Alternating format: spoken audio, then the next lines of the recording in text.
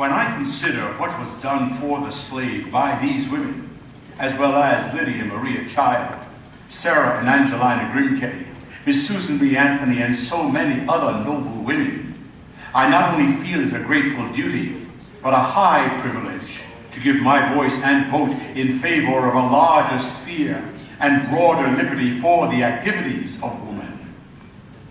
I shall never forget the first time I ever saw and heard Lucretia Mott.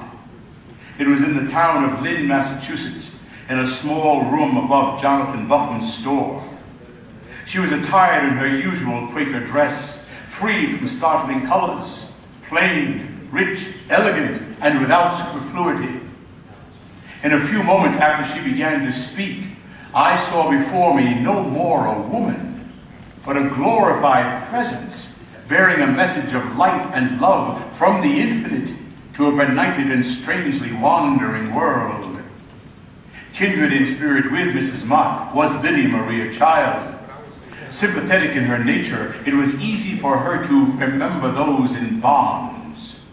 Her appeal for that class of Americans called Africans was one of the most effective agencies in arousing attention to the cruelty, the injustice of slavery. Of Sarah and Angelina Grimke, I knew but little personally. These brave sisters from Charleston, South Carolina, had inherited slaves, but in their conversion from episcopacy to Quakerism in 1828, became convinced that they had no right to such inheritance. They emancipated their slaves and came north. Their unflinching testimony and unwavering courage opened the way and made it possible, if not easy, for other women to follow their example. But for solid, persistent, indefatigable work for the slave, Abby Kelly Foster was without a rival. She was the most persecuted of all the women who labored throughout the anti-slavery struggle. She traveled up and down the country, alike in winter's cold and summer's heat, with scorn, ridicule, violence, and mobs accompanying her, suffering all kinds of persecutions, still speaking whenever and wherever she gained an audience, in the open air, in schoolhouse, barn, depot, church, or public hall, on weekday or Sunday, as she found opportunity. And, incredible as it may seem, a woman who, for listening to her on Sunday, many men and women were expelled from their churches. Others there were who, though not known on the platform, were nonetheless earnest and effective for anti-slavery in their lives. There were many such to greet me and welcome me to my newly found heritage of freedom. And my friends, let me add that when there were few houses in which the black man could put his head, this woolly head of mine found a refuge in the home of Mrs. Elizabeth Cady Stanton. And if I had been blacker than 16 midnights without a single star, it would have been the same. And while she clothed woman in my mind with a dignity and a grandeur which I had not before recognized, she gave me a higher conception of my own worth by disregarding popular prejudice and taking pains to impart to me the great truths with which her mind was illuminated. These women met me as a brother, and by their kind consideration did much to make endurable the rebuffs I encountered elsewhere. Ladies and gentlemen, it should be hardly necessary for me to say that I am a radical woman suffrage man.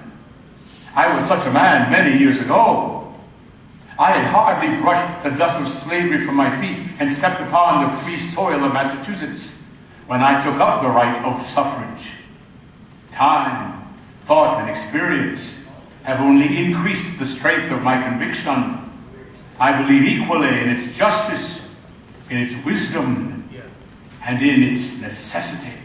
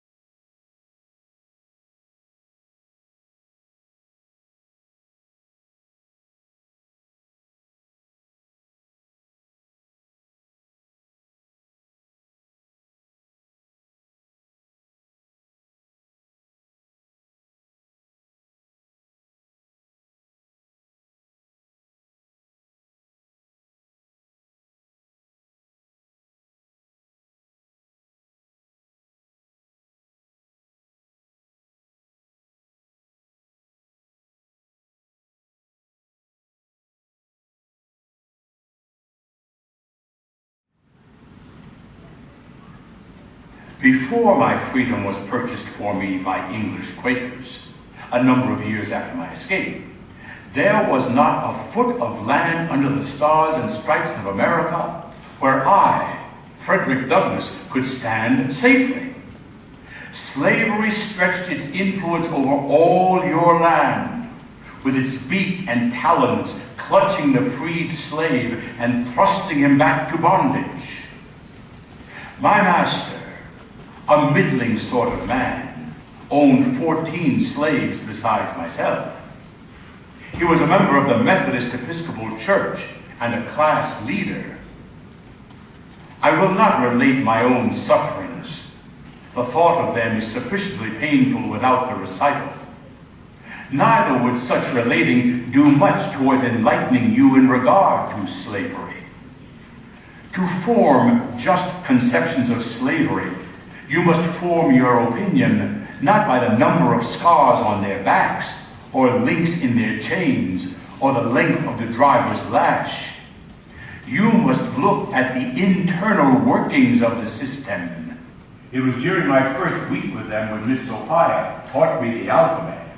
Within a few days of this, her husband discovered what she was doing for me, and he forbade her to continue teaching me.